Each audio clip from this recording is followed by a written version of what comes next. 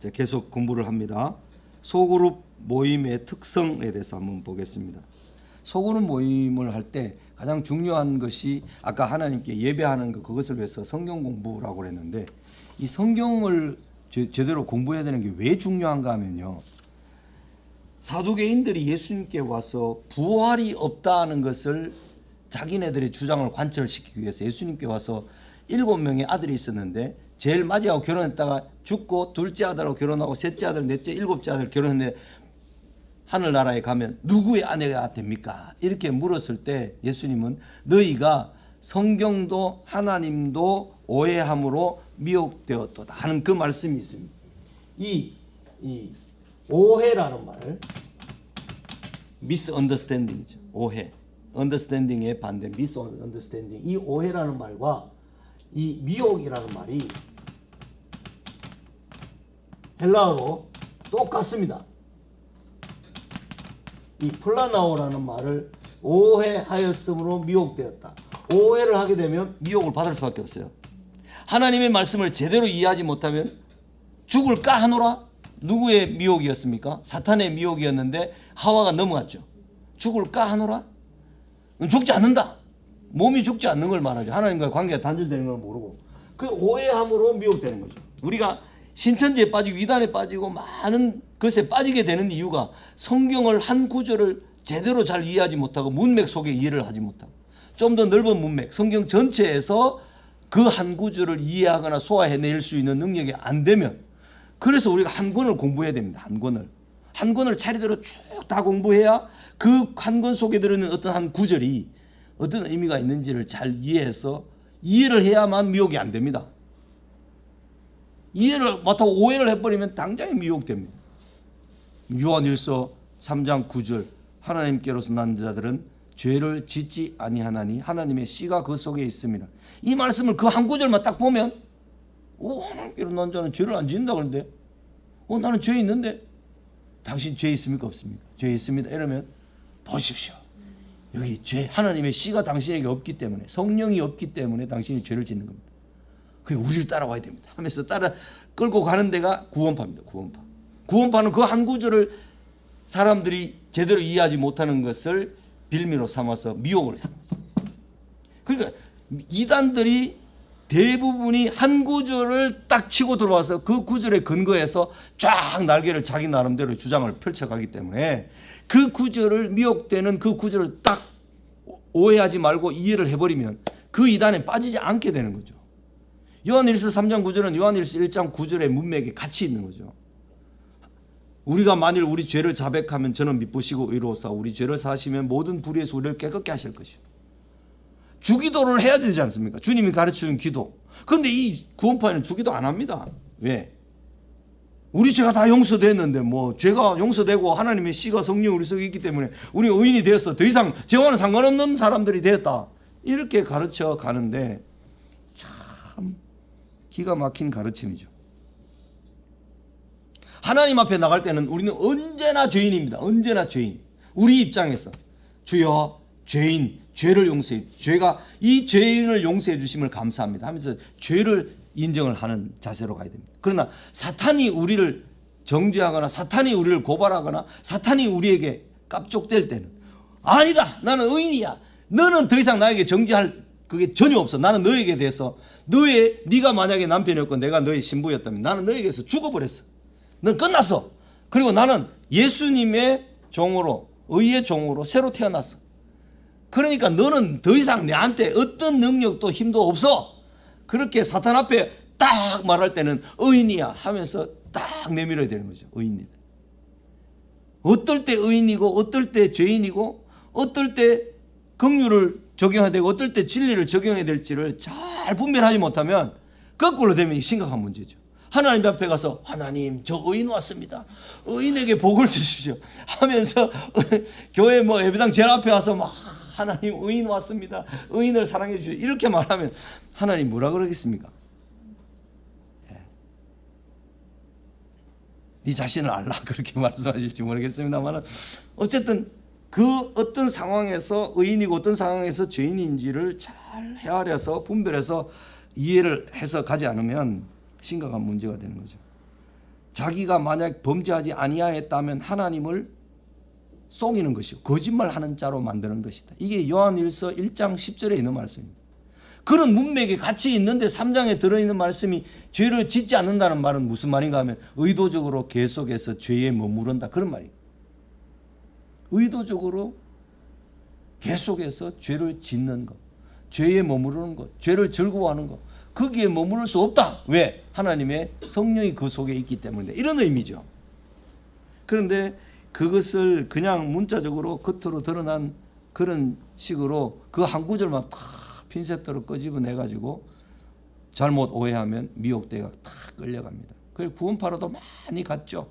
신천지로도 그렇게 많이 갔습니다. 신천지에 미혹하는 딱 한 가지 구절 낚시가 뭐냐면 마태복음 10장 34절 예수께서는 비유로 아니하시고는 아무것도 말씀하시지 아니하셨다. 이런 말씀이 있죠.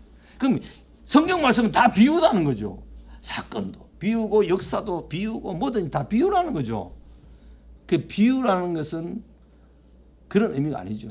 알레고리가 어떤 한 말이나 단어에 의미가 있어서 그것을 가지고 막 교훈을 주는 그런 건 전부 다 알레고리죠. 풍류죠, 풍류. 그런데 비유는 너는 제특이다. 너는 너는 클레오파트라다. 이러면 잘생겼다. 뭐 이런 것을 은유로 표현하는 뭐 상징적인 말들을 가지고 와서 하는 이런 것들이 이제 비유에 해당되는 것인데 그 사람들은 이 단어는 무슨 의미, 산, 강, 바다는 무슨 의미 해가지고 딱 그걸로 딱 통일시켜서 해석을 해내죠. 그런 것들은 아주 잘못된 것입니다. 성경에도 뭐 문맥에 따라서 라이트라는 것이 빛이라는 뜻도 있고 라이트라는 것이 가볍다라는 뜻도 나오는 것이 있잖아요. 그런 것이 문맥에 따라서 그 단어가 똑같은 단어라도 다른 의미로 쓰인 게 많은데 획일적으로 그렇게 의미를 정해서 그것을 따라서 성경을 이해하려고 하면 반드시 100% 오해하게 되고 오해하게 되면 반드시 미혹에 끌려가게 되는 것입니다. 미혹당하는 것입니다. 똑같은 말이라는 것을 기억하십시오. 오해는 미혹이다. 그래서 성경을 왜 공부를 하는가? 성경도 하나님도 알지 못함으로 미혹되었도다. 오해하였도다. 그런 말씀인데 이게 성경을 공부하는 것이 처음에는 되게 지루하고 이러지만 성경을 빼고 침묵을 하는 모임을 가면 처음에는 좋은 것 같은데 절대로 오래 가지 못합니다. 오래 가기 위해서는 반드시 성경을 가지고 출발해야 됩니다. 성경을 근거로 해서 출발을 해야 됩니다. 그 다음 페이지에 넘어가서 보면 QT를 나누어도 좋고 QT에 있는 말씀이 자기에게 어떻게 적용되는지를 나누는 것도 좋고 내가 이 말씀에 전혀 몰랐는데 이 말씀을 어느 날 깨닫고 보니까 이런 의미로 내 삶에 와닿더라. 그런 것을 QT하면서 서로 나누는 것. 그 다음에 정기적으로 성경 공부 진도를 가지고 교재를 가지고 공부하는 것. 이것이야말로 엄청나게 중요합니다. 그 밑에 있는 빨간 글씨를 한번 보겠습니다. 여기 이제 제가 CCC와 DFC라는 선교단체 두 군데 다 있다가 보니까 CCC에서는 소그룹을 순이라고 그랬어요. 순장이라고 리더를 순장이라고 불렀고 DFC에 가서는 똑같은 이름을 쓸 수가 없잖아요. 그래서 가지라고 이름을 붙였습니다. 브랜치, 가지. 그래서 이 가지가 또 가지를 치고 또 그 가지에서 또 가지가 이렇게 일어나서 하는 것처럼 그런 가지라는 이름을 썼는데 리더를 가지장 또는 순장 이렇게 이제 불러서 제가 이제 뭐 가지장이라고 이야기할 때도 있고 막 그렇게 썼는데 이 가지장이 준비한 맛있고 따끈따끈한 말씀도 좋다. 가운데쯤에 있습니다. 어떻든 하나님의 말씀이 소그룹의 중심이 되게 해야 합니다. 리더도 중심이 아니고 멤버도 그 중심이 아닙니다. 오직 하나님의 말씀만이 그 모임의 중심이 되게 해야 합니다. 이 대원칙을 사수해야 합니다. 그것이 소그룹 모임의 살 길입니다. 소그룹 모임은 자기 리더에게 전수받은 것만 전달하는 것은 아닙니다. 자기가 또 준비하고 기도하고 살을 더 보태서 풍성하게 준비하여 나누어 주어야 합니다. 단순히 전달만 하는 것이라면 생명력이 없어지고 풍부한 하나님의 말씀이 딱딱해지고 맙니다. 말씀 준비를 위해 리더가 예를 쓴 흔적이 보여야 합니다. 그래야 그룹 멤버들이 하나님의 말씀을 소중하게 여기지 않겠습니까? 그것이 자라나지 않으면 소그룹 모임의 의미가 없습니다. 성경 읽을 때 우리가 큐티를 할 때 이것은 무슨 의미인가? 이것은 무엇을 우리에게 말하는가? 이것은 나에게 어떤 삶의 변화를 요구하는가? 뭐 이런 것을 구체적으로 질문을 하다가 보면 그 말씀이 매우 실제적으로 우리의 삶에 와닿는 거죠. 진리가 우리 삶에 와닿아서 그 진리가 우리를 터치하고 우리를 회개케 하고 우리 죄를 깨닫게 하고 우리 행동의 잘못을 돌이키게 한다면 우리가 얼마나 날마다 새로운 사람이 되지 않겠습니까? 날마다 새로운 사람. 이것은 아주 웃기는 사담인데요. 저는 우리 집사람이 이제 화장실 같은 거 청소하면서 뭐 찌린내 난다, 뭐 안 좋다 이러면서 늘 냄새 나는 것을 불평했어요. 그 이야기를 듣고 내가 아내를 돕거나 또는 아내를 덜 고생시키는 차원에서 집에 화장실을 쓸 때는 늘 앉아서 볼일 봅니다. 바꾸었어요. 완전히 나를 바꾸어버렸더니 다 편하고 다 좋은 거예요. 다. 냄새 안 나 좋죠. 청소 일주일에 서너 번 할 걸 한두 번 하는 걸로 끝내줬죠. 얼마나 좋습니까? 그런 변화가 결국 뭐냐면 우리의 작은 변화가 결국 큰 변화를 만들어내요. 무슨 말인지 알겠죠? 하나님의 말씀이 터치하는 작은 부분의 작은 변화가 모여서 내 인생 전체를 만드는 거죠. 변화시키는 거죠. 엄청나게 큰 변화를 나중에 세월이 흘러나고 나면 큰 변화가 일어나는 것을 알게 됩니다. 여러분, 남편이 정말 싫어하는 것, 아내가 정말 싫어하는 것, 내가 어떻게 한번 고쳐볼까? 한번 새롭게 해볼까? 하면서 그걸 하나를 고치기 시작하면 그게 고쳐져서 거대한 능력을 이루게 됩니다. 제 아내가 국어 선생이거든요. 고등학교 국어 선생이었어요.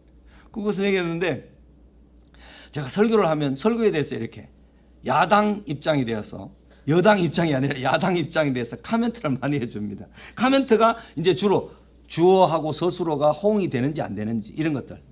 그 다음에 뭐 주어를 이렇게 써놓고 뭐 서술을 아주 다른 말로 호응이 안 되는 말로 하게 되는 이런 경우를 다 코치를 하거나 터치를 하는데 제가 막 설교 간섭한다고 싫어하고 막 이래버리면 이제 아내도 힘들고 나도 힘들어지고 발전도 없잖아요.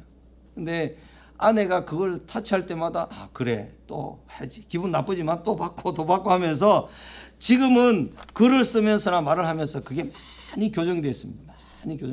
그러니까 그게 하나의 환란이었던 거죠.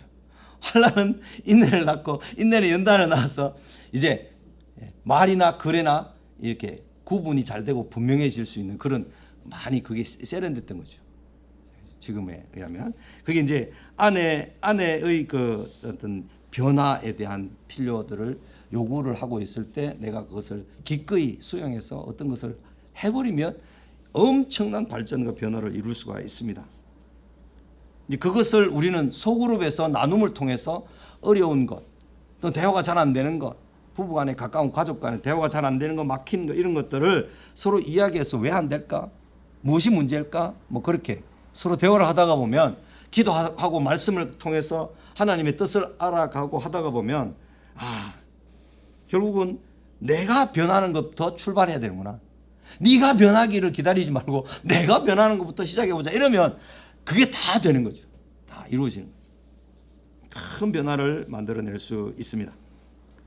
소그룹 모임에는 반드시 하나님의 말씀이 우리를 간섭하고 터치하고 우리를 이렇게 변화를 요구하고 이렇게 하는 그것을 건전하고 좋은 영향력, 압박 뭐 이런 것들을 말씀을 통해서 받아야 됩니다. 그래서 소그룹 모임이라고 하면 성경에 대한 말씀 나눔, 성경 공부 이런 것을 빼고는 소그룹의 의미가 별로 없습니다. 그냥 한번 만나서 차 마시는 건 할 수 있는데 소그룹을 정기적으로 하면서 소그룹을 1년, 2년 동안에 내가 새 신자를 양육하거나 소그룹을 리드해야 되겠다 이럴 경우에는 반드시 성경 공부가 필요합니다. 그래야 하나님께 예배하는 것, 하나님 말씀과 뜻을 헤아려 듣는 것, 그 다음에 이웃을 향한 것, 다음 세대를 향한 것 이런 것이 다 이루어집니다. 제자훈련, 성경 공부, 그 다음에 제자훈련이라는 건데 아까 옆으로 선을 긋죠. 대를 이음 이런 것인데 제자훈련은 인격적인 간섭입니다. 이것은 부모가 아이들을 막 이렇게 잘못하면 닥달을 하거나 너무 심한 체근을 해서 애가 어긋날 수도 있는 그런 의미가 아닙니다. 매우 인격적으로 대화를 하면서 그것을 이렇게 하는 것이 더 좋을 것 같습니다. 하면서 간섭을 하는 거죠. 이 간섭을 받는다는 것은 여기서 막 진동이 일어나면 여기서도 같이 진동이 일어나야 되죠. 그게 간섭이죠. 여기 진동이 막 일어나는데 똑같은 제품이 여기 진동이 안 일어나면 공감이 안 된다는 거죠. 그 공감이 돼야 서로가 서로를 통하게 되고 서로의 것을 소유할 수 있게 되고 공유할 수 있게 되고, 그럼으로써 내가 변화돼서 내 주변에 있는 사회나 세상이 변화되고 새롭게 되는 거죠. 그죠? 제자 훈련은 인격적인 간섭이다. 두 번째는 반드시 제자 훈련에는 신앙 고백이 있어야 된다. 이 신앙 고백이라는 것은 사도신경 신앙 고백 매일 하는 거, 그것을 말하는 것이라기보다는 하나님의 말씀이 경험되어서 이 말씀이 내가 순종했더니 이 말씀이 진리인 것을 내가 알게 되었습니다.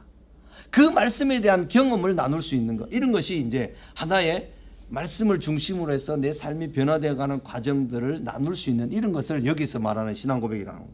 신앙 고백, 교회의 신앙 고백은 뭐 그 웨스트민스터 신앙 고백도 있고 뭐 벨직 신앙 고백도 있고 뭐 하이델베르크도 있고 뭐 여러 가지가 있잖아요. 그런데 여기서 소그룹에서 말하는 이런 신앙 고백은 하나님의 말씀이 진리인 것을 내가 경험한 것을 서로 나누는 것을 말합니다.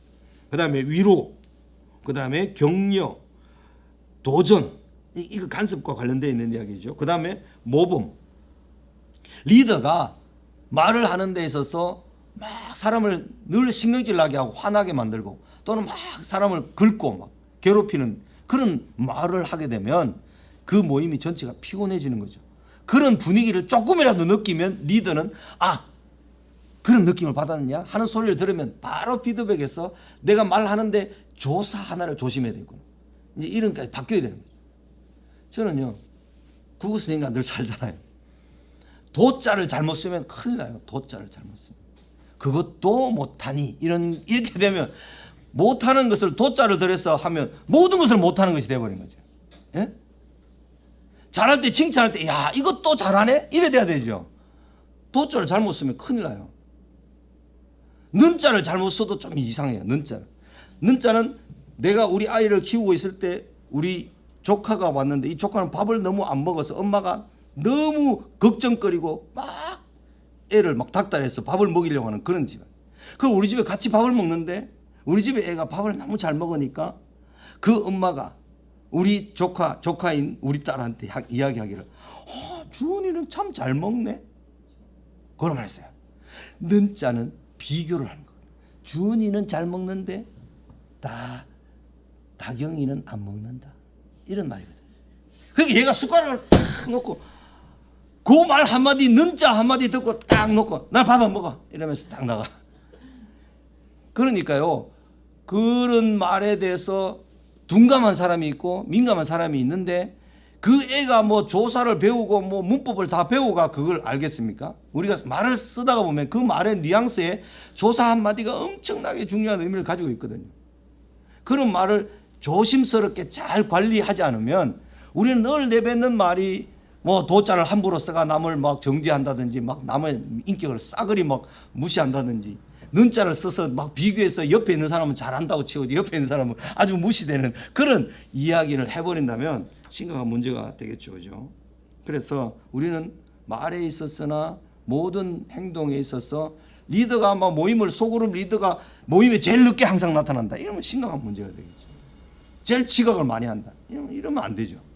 제일 먼저 와 있어야 되고 제일 먼저 와서 환경을 봐야 되고 온도가 맞느냐 또는 뭐 덥지 않느냐 춥지 않느냐 조명은 잘 돼 있느냐 뭐 이런 것들을 항상 그런 게 있어야 되죠. 그게 모범이라는 거죠. 모범.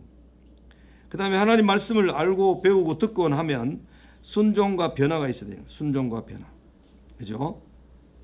간섭은 모두가 간섭을 하되 간섭을 주고받되 사랑으로 느껴져야 합니다. 예수님은 제자들에게 전도하러 보내시고 병자들을 치료하도록 맡겨보시기도 하셨습니다. 기도하도록 강력하게 충고하시기도 했습니다. 주님을 믿도록 강력하게 이끄셨습니다. 너희도 가렸느냐라고 도전적인 질문도 하셨습니다. 너희는 나를 누구로 아느냐 라고 물으심으로 제자들이 지금 주님을 잘 따라오고 있는가 아니면 몸으로만 따라다니는 것이 아닌가, 그것을 확인하셨습니다. 함께 먹고 함께 생활하는 가운데 자연스럽게 그 모든 것이 행해졌습니다. 우리는 예수님의 제자들을 예수님이 키우시는 것처럼 24시간 같이 하고 뭐 이렇게는 안 될 수도 있습니다. 물론 제자들도 집에 갔다 온다든지 뭐 다른 일이 있어가 가끔 모임에서 이탈했을 수도 있겠죠. 그러나 삶이 공유되고 알고 있고 간섭을 하고 서로 도와주려고 하는 그런 간섭 가운데 있는 것이 소그룹의 이제 제자 훈련, 소그룹 모임의 특징이라는 거죠. 때로는 깊은 가르침을 통해서, 때로는 함께 기도함으로, 때로는 군중들에게 기적을 행하심으로 제자들에게 보여주셨습니다. 제자들이 예수님이 떡을 나눠줄 때, 오병이어로 떡을 나눠줄 때 제자들이 예수님께로부터 한 바구니 가져다가 그걸 다 나눠주고 또 예수님께 와서 받아서 또 나눠주고 이렇게 갔을까? 아니면 제자들이 떡을 딱 가지고 와서 제자들이 막 나눠주는데 계속 나눠줬을까? 뭐 여러 가지 의미를 가지고 있을 수는 있지만 예수님께서는 분명히 그 10,000명이나 되는 사람들에게 나눠주기 위해서 12제자가 예수님께 와서 다 받아가서 예수님은 다 이렇게 이 제자한테 한 광주리 또 나눠주고 이 제자한테 한 광주리 나눠주는 것보다 제자들이 그것을 가지고 제자들이 나눠주는 거죠. 제자들이 계속해서 이게 되도록 그렇게 예수님께서 역사하셨을 것이다. 이렇게 이제 짐작을 합니다. 너희가 나누어 줘라, 너희가 주어라 이렇게 말씀을 하셨기 때문에 그런 의미를 가진다. 그렇게 이제 이해를 하기도 합니다. 네. 아무도 섬기려고 하지 않는 상황에서 예수님은 수건을 두르시고 물을 떠와서 제자들의 발을 씻기셨습니다. 그러므로 제자들을 인격적인 태도로 부끄럽게 만드셨습니다. 그래서 그들의 제자들을 섬기도록 훈련하셨습니다. 이것은 이제 소그룹에서 목표로 하는 것은 소그룹 리더가 말씀을 잘 준비해서 함께 나누고 내가 일방적으로 가르치는 듯이 성경 공부를 인도할 것이 아니라 이 말씀에 대한 관찰이 어떻게, 이 무엇입니까? 의미가 무엇이라고 생각합니까? 하면서 질문을 잘 하는 것도 잘 해야 됩니다. 단답형으로 예 혹은 아니요 이렇게 답이 나올 질문을 가능하면 안 하는 게 좋습니다. 무엇이라고 했습니까? 무엇이라고 느낍니까? 어떻게 생각하십니까? 뭐 이렇게 물어서 그 사람이 스스로 이 말씀을 읽고 생각하고 묵상해서 이거 어떻게 느껴집니다. 어떻게 생각됩니다. 어떻게 이해가 됩니다. 뭐 이렇게 말하도록 질문하는 것이 참 좋죠. 그죠? 그래서 이 소그룹 모임의 중요한 것이 성경을 나눔으로 결국은 제자 훈련의 목표를 가지기 때문에 리더도 완성되어 가고 밑에 있는 팀원들도 구성원들도 완성이 되어 가는데 저는 이제 이 소그룹을 리더를 해보니까 낮에는 UBF 출신인 우리 한마음교회에서 많이 오시고 저녁에는 이제 동원교회에서 많이 오셨는데 소그룹 모임에서 우리가 그냥 평범하게 대학생이나 또는 일반인들이 그냥 소그룹을 인도하는데 가장 적합한 인원은 예수님께서 작은 그룹을 나눠주셨을 때 한 베드로에게 3명을 붙여주셨듯이 많아도 3명, 가장 적당하게 2명, 1명은 할 수는 있는데 1명보다는 2명이 더 좋다. 3명까지 할 수 있으면 더 좋다. 그러나 3명 이상 넘어가는 그룹은 가능하면 하지 마라. 주일학교 반을 뭐 맡아서 몇 학년 몇 반 이렇게 맡아서 어쩔 수 없이 선생님이 부족해서 뭐 7명도 맡을 수 있고 6명도 맡을 수 있는 것은 있을 수 있지만 내가 정말 새신자들을 양육하고 새신자들을 온 사람들을 양육을 해보겠다. 이렇게 교회가 우리 이 바이블 플러스 출신들에게 위임하고 그 일을 해라. 이렇게 했을 때 2명 내지는 많아도 3명 정도까지는 좋은 숫자입니다. 그러나 그것을 넘어간다든지, 그죠? 1명만 데리고 한다든지 이건 별로 안 좋습니다. 내가 가진 약점, 그 사람이 가진 약점, 요 2가지만 다 서로 해결될 수밖에 없습니다. 그러나 한 3명 내지 4명 이 정도 되면 그들이 가지고 있는 장점들 다 흡수할 수 있고 약점들 다 이렇게 없이 할 수 있는 거죠. 그죠? 그렇게 하기 때문에 이 제자 훈련에서 소그룹 의미가 2명 또는 3명 이런 데 그룹으로 하는 것이 가장 좋겠다. 그죠? 그다음에 나눔 훈련인데 소그룹은 가장 가까이에서 먹는 것을 나누는 것부터 가정사 이야기나 어려움들을 나누는 것에서부터 품앗이를 하는 데서부터 뭐 이런 거 다 사실은 할 수 있는 그런 모임이 소그룹입니다. 나눔인데 물질의 나눔, 영적 유산의 나눔, 고통과 기쁨, 지식의 나눔, 깨달음의 나눔, 성숙함의 나눔, 부족함의 나눔, 용서를 주고받음, 기도를 주고받음. 그래서 성경에는 서로 화답하고 서로 성령 충만한 삶과요 말씀 충만한 삶이 똑같은 결과를 낳아요. 골로새 3장 16절과 에베소 5장 18절 이하에 나오는 성령으로 충만함을 받으라 그렇게 말씀하시고, 말씀이 충만히 거함으로 시와 찬미와 신령한 노래들로 서로 화답하고 서로 복종하고 하면서 하나님께 찬송하고 서로 화답하고 감사하고 기뻐하는 이런 삶이 골로새 3장 16절 말씀 충만의 말씀과 성령 충만의 말씀의 결과로 나타나는 것이 똑같습니다. 그것은 무슨 의미가 있는가 하면, 왜 성령이 충만한데 말씀이 충만한 것과 그것이 동일할까? 어떤 사람은 말씀을 너무 많이 알고 있어가 머리가 너무 굵어져 가지고 순종 안 하고 부드러운 마음이 없어지는데 이런 사람이 어떻게 성령 충만한 사람입니까? 라고 말할 수 있는데, 말씀을 정상적으로 흡수하고 말씀을 정상적으로 이해하고 소화하는 사람은 성령 충만한 사람과 같습니다. 왜냐하면 무슨 일이 있거나 어려움이 있을 때는 그 말씀이 떠오르면서 그 말씀의 지배를 받고 인도함을 받아 사는 삶이기 때문에, 왜 그러면 성령이 진리와 관련되어 있는가? 요한복음 14장에서 15장 16장 예수님이 고별 강론을 말씀하실 때 성령에 대해서 말씀하셨잖아요. 그 성령을 말씀하실 때 진리의 성령이 오시면, 진리의 영이 너희에게 오시면 모든 진리 가운데로 너희를 인도할 것이요 내가 한 말이 생각나게 할 것이요, 그렇게 하면서 진리의 영, 진리의 영, 진리의 영을 3번이나 말씀하셨어요. 성령을 예수님께서 설명하고 가르치실 때 진리의 영을 많이 말씀하셨고, 그것이 성령을 설명하는 가장 중요한 단어였다면 하나님의 말씀의 지배를 받는 것과 성령의 지배를 받는 것은 같은 의미입니다. 그래서 하나님의 말씀이 너희 속에 풍성히 거하여 나타나는 삶의 열매들과 성령으로 충만한 삶에 나타나는 열매들이 동일하다는 거죠. 그래서 우리가 제자와 사역이나 소그룹 셀 모임을 할 때 하나님 말씀을 근거로 해서 그 말씀을 잘 나누고 충분히 이해하고 소화하고 그 말씀을 문맥에서 잘 소화하게 될 때 성령으로 충만하도록 도와주는 것입니다. 하나님께서 우리에게 주신 마음을, 성령을 주실 때 구약 성경에서 예레미야에서 뭐라고 말씀하셨는가 하면, 살코기 같은 마음을 주실 것이다 이렇게 말씀하셨어요. 살코기 어떻습니까? 말랑말랑하잖아요. 소고기 탁 이렇게 만져보면 말랑말랑하잖아요. 딱딱하게 된 소고기는 못 먹어요 이거. 그러니까 마음이 완악해진다든지 딱딱하다든지 막 그 사람 마음이 닫혀있다든지 고집이 세다든지 이러면 성령의 사람이 아닌 거예요.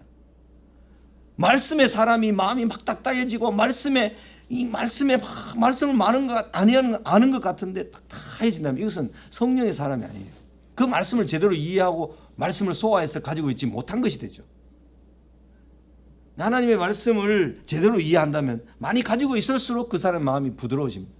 많이 가지고 있을수록 이 말씀이 생각나고 저 말씀이 생각나고 저 말씀이 생각나서 겸손하게 더 낮추어져서 부드러운 마음이 되는 거죠. 말씀을 적게 아는 사람이 1개 안다고 2개 안다고 자기 아는 것을 가지고 그걸 고집하는 것, 이것은 성령의 사람이 아니라는 거죠. 성령의 사람의 가장 큰 특징은 부드러운 마음이 있습니다. 말씀이 떨어졌을 때 믿음으로 그 말씀에 결합해서 그 말씀에 순종함으로 가는 거죠. 그래서 말씀이 떨어졌을 때 제일 하지 말라고 하는 말씀이 히브리서 3장과 4장에 보면 완악하게 되지 말라. 완악하게. 옛날 성경에는 강팍하게 되지 말라.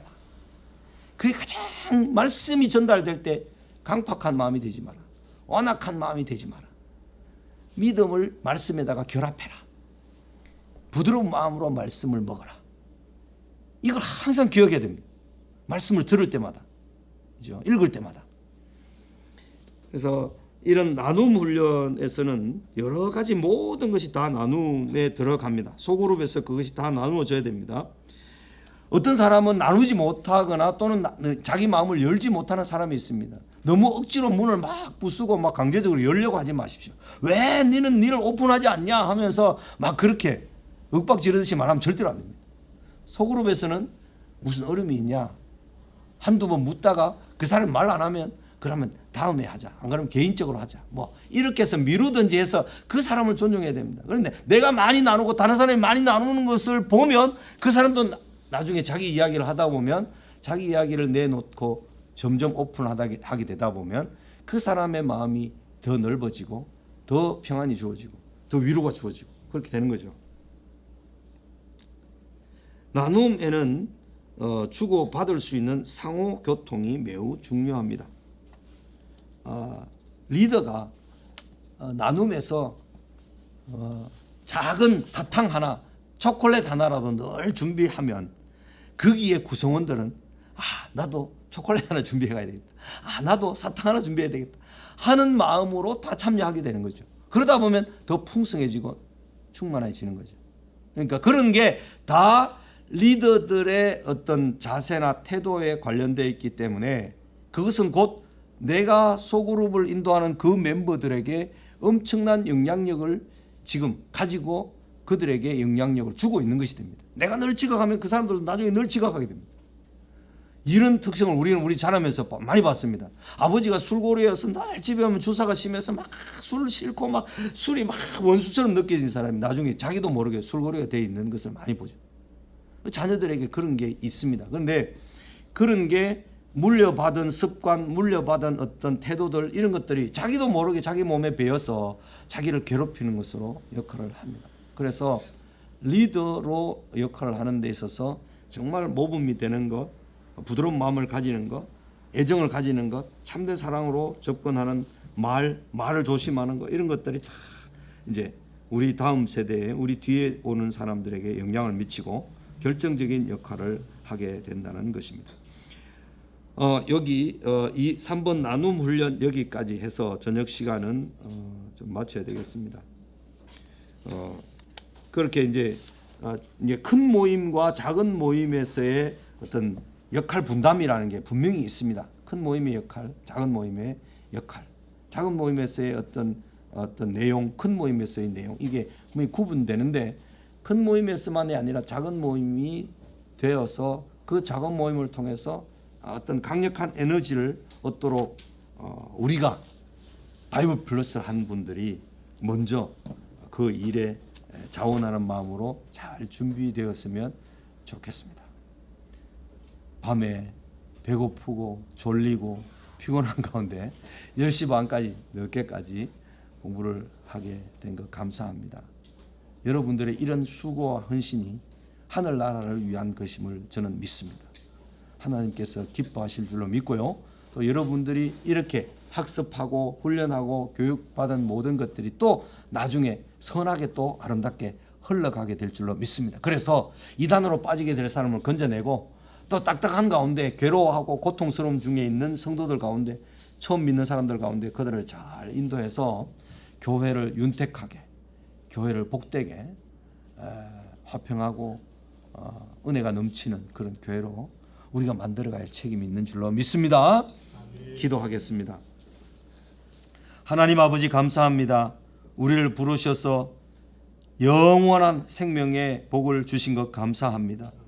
하나님 아버지 우리는 늘 연약하고 우리는 늘 믿음지 못해서 또 연약한 데 빠지고 죄에 빠지고 어리석음에 빠집니다.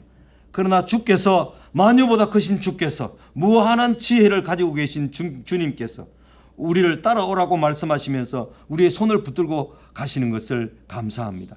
하나님 아버지 우리 바이블 플러스를 통하여서 소그룹 모임을 잘 만들어내고 어떤 소그룹에 가서도 하나님 말씀을 가지고 큐티를 나누고 그 나눈 말씀으로 서로 격려하고 위로받고 힘을 얻는 시간들을 리더하고 만들어낼 수 있도록 도와주시옵소서. 감사합니다. 우리 모든 학우들 가운데 은혜를 베풀어 주시고 그들의 가정과 그들의 모든 하는 일에 은혜와 복을 내려 주옵소서. 예수님의 이름으로 기도 올려옵나이다.